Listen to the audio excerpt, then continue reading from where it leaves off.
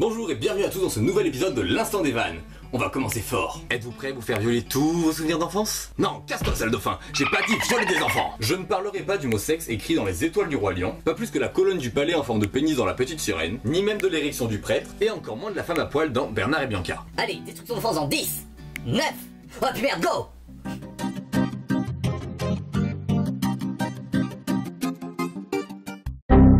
Commençons par le vif du sujet. Nous avons tous vu, lu ou écouté des contes et comptines pour enfants. Mais au premier abord, tout n'est pas dévoilé. Vas-y, tu dis n'importe quoi, frère. Les contes pour enfants, c'est pour montrer le bon exemple. Il y a toujours une morale à la fin. Non, tu confonds avec les fables de La Fontaine. Car Cendrillon qui rentre à minuit, Pinocchio qui ment tout le temps, Blanche-Neige qui vit avec 7 hommes en tant qu'esclave, c'est bénéfique pour les enfants, ça peut-être. Et surtout le petit chaperon rouge qui n'écoute pas ce qu'on lui dit et qui va voir le loup.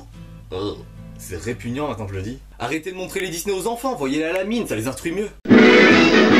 Il était un petit navire, il était un petit... Vous reconnaissez cette chanson? Vous la chantez encore à vos gosses?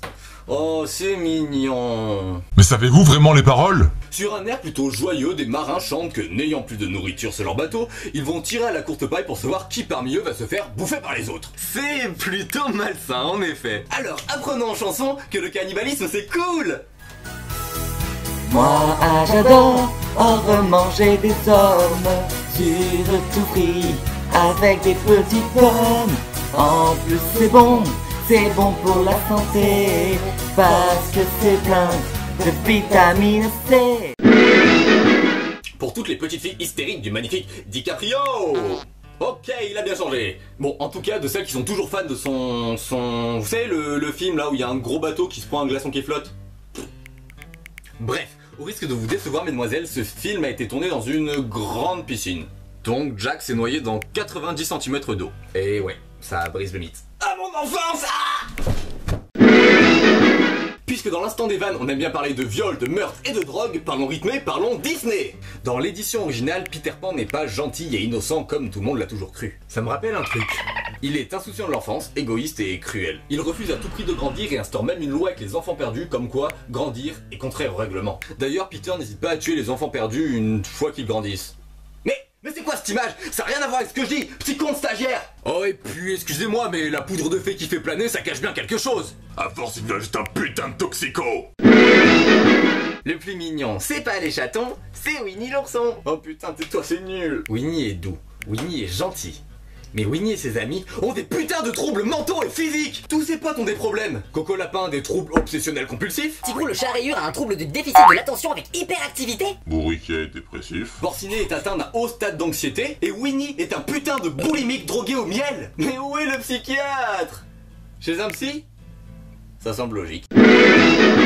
Eh oh, on rentre du boulot. Ah, ils sont sympas ces 7 nains, ils ont l'air détendus, tranquilles et drogués. Il paraîtrait que l'histoire de ces petits hommes soit inspirée de la cocaïne, où chacun de ces braves mineurs représente un effet secondaire de la cocaïne qui est indiqué dans leur nom. Atchoum éternu, dormeur d'or, grincheux et grincheux, timide et joyeux et joyeux. Pour prof, il a une impression de supériorité par rapport aux autres nains, tandis que la cocaïne a complètement ravagé les neurones de ce pauvre simplet. Bon ok, cela peut vous paraître absurde que les nains prennent de la poudre blanche, de la...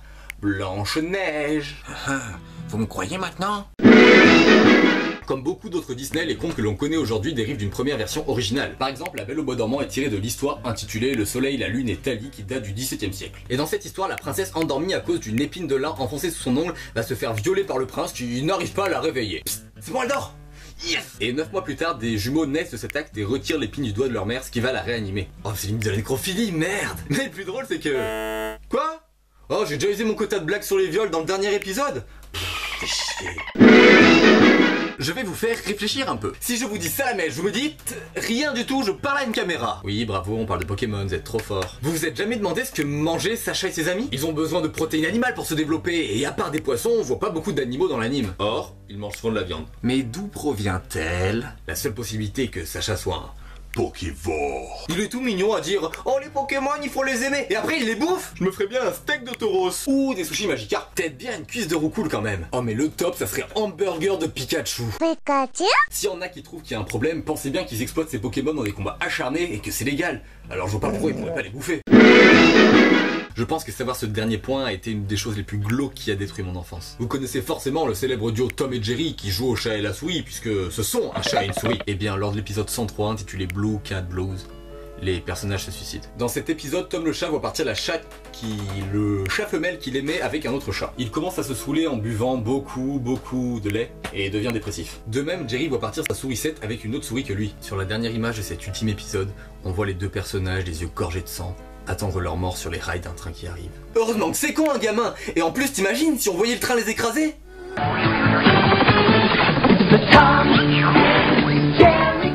Ragoût de souris et son tête de chat on le veut pas, maître. Pardon pour cette imitation graphiste. N'hésitez pas à partager la vidéo et à vous abonner en cliquant ici, ça me procurait énormément de plaisir. Je mets le lien de l'épisode de Tom et Jerry dans la description en dessous, et attendez la fin du générique et un petit bonus. En tout cas, merci d'avoir regardé et à plus. Non, c'est nul, oublie.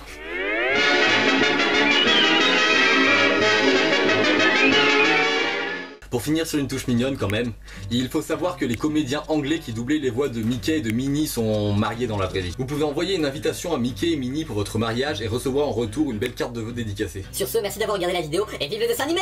Et mina de vivre. Pikachu. Et maintenant, il n'y a plus que à santé, à santé.